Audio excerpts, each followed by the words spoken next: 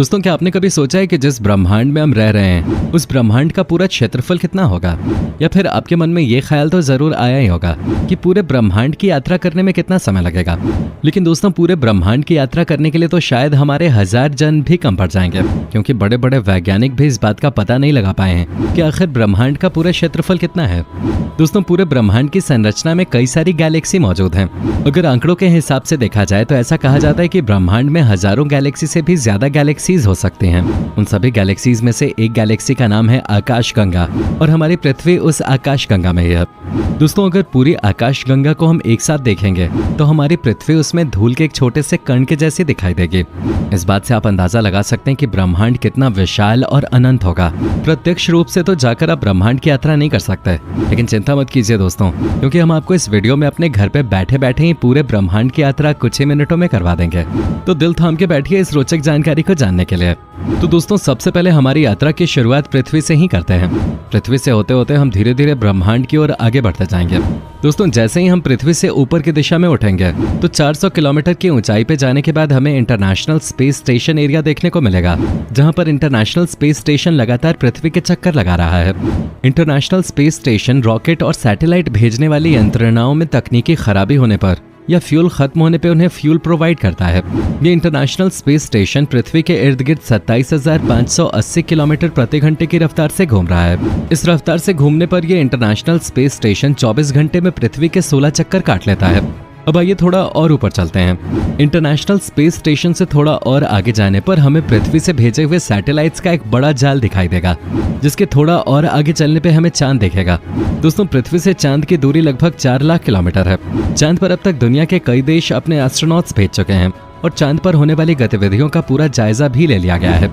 चांद की सतह को करीब से देखने पर आप देख पाएंगे कि चांद की सतह पर बड़े बड़े गड्ढे दिखाई देते हैं। लेकिन ऐसा इसलिए हुआ क्योंकि चांद को प्रोटेक्ट करने के लिए हमारी पृथ्वी की तरह चांद के इर्द गिर्द कोई वायुमंडल नहीं है, इसलिए कोई भी उल्कापिंड जाकर सीधे चांद से टकरा सकता है। यही कारण है कि चांद की सतह कुछ ऐसी दिखाई देती है जैसे वहां पे बड़े बड़े बम गिराए गए हों। आइए अब चांद से आगे निकलकर दूसरे ग्रह की ओर बढ़ते हैं, जिसका नाम है शुक्र। आपकी जानकारी के लिए बता दें कि शुक्र ग्रह पर इंसानों का जाना बिल्कुल भी संभव नहीं है, क्योंकि बताया जाता है कि शुक्र ग्रह पर लगातार सल्फ्यूरिक एसिड की बारिश होती रहती है। ये सल्फ्यूरिक एसिड वही है जिसकी एक बूंद भी अगर शरीर पर पड़ जाए तो शरीर जल जाता है। सूर्य से करीब होने के कारण और लगातार सल्फ्यूरिक एसिड की वर्षा के कारण इस ग्रह का तापमान 470 डिग्री सेल्सियस बताया जाता है। और ये भी कहा जाता है कि शुक्र ग्रह पे लगातार बड़े बड़े ज्वालामुखियों का विस्फोट होता रहता है। आइए दोस्तों, अब आगे चलते हैं। शुक्र ग्रह से आगे चलने के बाद आप पहुंच जाएंगे बुध ग्रह के ऊपर। बुध ग्रह सूर्य के सबसे करीब होता है। सूर्य के सबसे करीब होने के कारण इस ग्रह का तापमान 400 डिग्री सेल्सियस से भी ज्यादा बताया जाता है। लेकिन हैरानी की बात यह है कि रात के समय इस ग्रह का तापमान -170 डिग्री सेल्सियस से भी कम हो जाता है। ये काफी हैरान कर देने वाली बात है। बुध ग्रह से आगे चलने पर आप अब पहुंच जाएंगे सूर्य के ऊपर। हम सभी जानते हैं कि सूर्य से ही पृथ्वी के ऊपर जीवन है। अगर सूर्य नहीं होता तो शायद पृथ्वी ही नहीं बचती। आपकी जानकारी के लिए बता दें कि पृथ्वी से सूर्य कुल 150 मिलियन किलोमीटर दूर है। बताया जाता है कि सूर्य के ऊपर 1 सेकंड में सैकड़ों विस्फोट लगातार होते रहते हैं। सूर्य का तापमान इतना है कि अपने करीब आने पर यह ग्रह संसार के किसी भी वस्तु को पानी की तरह पिघला कर रख सकता है। पृथ्वी से विपरीत दिशा में चलते हैं तो आप पहुंच जाएंगे मंगल ग्रह के ऊपर। मंगल ग्रह को लाल ग्रह के नाम से भी जाना जाता है, क्योंकि ये दूर से देखने पर लाल रंग का दिखाई देता है। वैज्ञानिकों ने मंगल के ऊपर काफी सारे रिसर्च की है और बताया जाता है कि किसी समय मंगल ग्रह के ऊपर भी पृथ्वी के जैसा ही जीवन रहा होगा। मंगल पर भी जीवन की संभावनाएं खोजने के लिए कई वर्षों से वैज्ञानिक लगातार प्रयास कर रहे हैं। दोस्तों, मंगल ग्रह की बात आ रही है तो ओलंपस पर्वत की भी बात होनी चाहिए। आपको बता दें कि ये अब तक का सबसे ऊंचा पर्वत है और इसकी ऊंचाई 25 किलोमीटर है, यानी माउंट एवरेस्ट जैसा ऊंचा पर्वत इसके सामने कुछ भी नहीं। बताया जाता है कि यह पर्वत ज्वालामुखी के विस्फोट से बना था। दोस्तों, आइए आगे चलते हैं और आगे चलने पे हम पहुंच जाएंगे जुपिटर के ऊपर। जुपिटर हमारी आकाशगंगा का सबसे बड़ा ग्रह है और देखने पर ये काफी रंग बिरंगा दिखाई देता है। जुपिटर से आगे चलने पे हम पहुंच जाएंगे शनि ग्रह के ऊपर। शनि हमारी आकाशगंगा का सबसे सुंदर दिखाई देने वाला ग्रह है। शनि के इर्द गिर्द घूमती हुई उल्कापिंडों की परिक्रमा देखने पर सच में इसे कुदरत का करिश्मा ही कहा जाएगा। अब शनि ग्रह से भी हम अगर आगे चलेंगे तो इंसानों के द्वारा भेजा हुआ आखिरी और सबसे अंतिम स्पेसक्राफ्ट हमें दिखाई देगा, जिसका नाम है वॉयेजर 1। दोस्तों इंसानों के द्वारा ये सबसे दूर स्थापित किया गया स्पेसक्राफ्ट है। बताया जाता है कि पृथ्वी से ये स्पेसक्राफ्ट 19 अरब किलोमीटर दूर है। दोस्तों जैसा कि हमने बताया, ब्रह्मांड में सैकड़ों गैलेक्सीज मौजूद हो सकते हैं, जिनमें से एक है हमारी आकाशगंगा।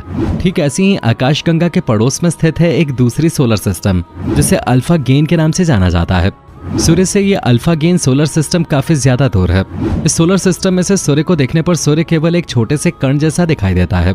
सूर्य से इस सोलर सिस्टम की दूरी का अंदाजा आप इस बात से लगा सकते हैं कि सूर्य की किरणें पृथ्वी पर पहुंचने में 8 मिनट 3 सेकंड का समय लेती हैं, लेकिन वहीं सूर्य की किरणें अल्फा गेन सोलर सिस्टम तक 4 साल 3 महीने में पहुंचती हैं। दोस्तों अब हम पृथ्वी से इतनी दूर आ चुके हैं कि जहां पर केवल चारों तरफ अंधेरा ही अंधेरा दिखाई देता है, क्योंकि सूर्य की किरणें यहाँ पर पहुंचती ही नहीं। पृथ्वी से 20 प्रकाश वर्ष दूर जाने पर हमें जेलेस 581 तारामंडल दिखाई देगा। आपकी जानकारी के लिए बता दें कि इस तारामंडल का एक ग्रह ऐसा भी है जो हमारी पृथ्वी की तरह दिखाई देता है। वैज्ञानिकों ने इस बात का अंदेशा लगाया है कि इस ग्रह के ऊपर एलियंस हो सकते हैं, लेकिन इसका पुख्ता प्रमाण आज तक नहीं मिल पाया है। दोस्तों अब हमारी यात्रा को हम और आगे बढ़ाते हैं और अब हम गैलेक्सी से बाहर निकलकर इंटरगैलेक्टिक स्पेस में पहुंच चुके हैं। इंटरगैलेक्टिक स्पेस में हमारी गैलेक्सी के समान अरबों बड़ी बड़ी गैलेक्सीज मौजूद हैं। इन बड़ी बड़ी गैलेक्सीज को लोकल ग्रुप्स कहा जाता है। इन लोकल ग्रुप्स से भी बाहर हम निकलेंगे तो हमें ऐसे सैकड़ों लोकल ग्रुप्स दिखाई देंगे जो विर्गो सुपर क्लस्टर में स्थापित हैं। दोस्तों एक लोकल ग्रुप में बड़ी बड़ी गैलेक्सीज और ऐसे सैकड़ों लोकल ग्रुप एक विर्गो सुपर क्लस्टर में शामिल हैं। ये विर्गो सुपर क्लस्टर 110 मिलियन प्रकाश वर्ष में फैला हुआ है। इसके क्षेत्रफल का हम अंदाजा भी नहीं लगा सकते, लेकिन हमारी यात्रा अभी यहीं पर खत्म नहीं होती। ऐसे अरबों विर्गो सुपर क्लस्टर एक लेनिएका सुपर क्लस्टर में शामिल हैं। और यही नहीं, अब अगर पूरे ब्रह्मांड की बात की जाए तो पूरे ब्रह्मांड में ये लेनिएका सुपर क्लस्टर एक छोटे से धूल के कण के समान दिखाई देता है। दोस्तों इस पूरे स्ट्रक्चर में हमारी पृथ्वी कहाँ होगी, आप भूल जाइए। दुनिया के बड़े बड़े वैज्ञानिक भी अब तक इस बात का पता नहीं लगा पाए हैं कि ब्रह्मांड कितना अनंत है। लेकिन अभी तक के रिसर्च के हिसाब से ब्रह्मांड में क्या कुछ है, वो सारी चीजें हमने आपको बताने की कोशिश की। हमें पूरी उम्मीद है कि हमारे द्वारा बताई गई चीजें तकनीकी रूप से भी आपको समझ में आई होंगे।